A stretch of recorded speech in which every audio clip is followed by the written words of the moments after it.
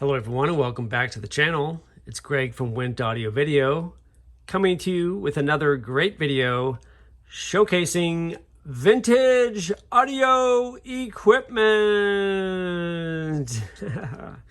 All right, thanks for joining me. Today on the workbench we have a Philips GA-212 electronic turntable. These were built in Holland from 1971 through 1976, and they're kind of a unique turntable. They've got some cool features. They've got kind of a cult following at this point, but what we're going to do in this video is talk about its features. We'll talk about what all these buttons and controls and dials mean and what they do. We'll talk about the repairs I did and what it took to get it up and running. And then, of course, we'll do a demo so you can hear how it sounds. So hope you like this video. Hope you stick with me through the whole thing. So it's an electronic turntable. It is belt driven. It's got this cool floating platter and tone arm. You see all the tone arms floating along with the platter. So that's how it dampens and limits vibration. It's also got these cool capacitance touch buttons that get it stopped and for stop and start of the platter. And then the rest is manual at that point. The platter also removes. And it's got these notches here, which are for aligning the speed. It's basically like a stroboscope. Underneath here, we've got the pulley and the motor and the belt. And you can see how the whole chassis kind of floats with the platter on here. It'll weight it down a little bit. You also can lock it down with some screws for transportation so it's not flopping around. Most people have long lost all those screws, but it's a good idea to lock it down if you're ever transporting one of these. So there it is. Got a good, nice, heavy duty platter. So you got your power switch here. These are your stop and start buttons for 45, stop, and then 33. This is our cueing lever. So if I pull this off, that's how the cueing works. Down, and that's up. Move this aside here. These are our adjustments for the 45 and 33 speeds. This is our adjustment for anti-skating. It's got two tracks, one for a conical style and one for an elliptical stylus. And you basically match that number with the tracking force that you set with your adjustments back here. This is our counterweight and our adjustment weight for setting the tracking force. Lock that down for a second. You can also remove your cartridge and head shell right here.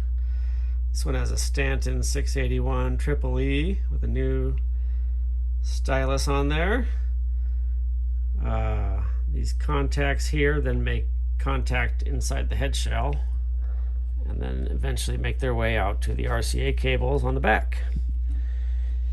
So when I got this thing, it was in kind of rough shape. It had a lot of like tape residue all over it, on the side, on the top, on the cover, and that glue was like, I don't know, 40 years old. It seemed like it took forever to kind of clean that up, but I wanted it to look as good as it performed, so I took the time to kind of clean it up the best I can. It's still got some scratches on the cover, and you could go further polishing it, but I just kind of did a quick little hand polish on it to make it look presentable.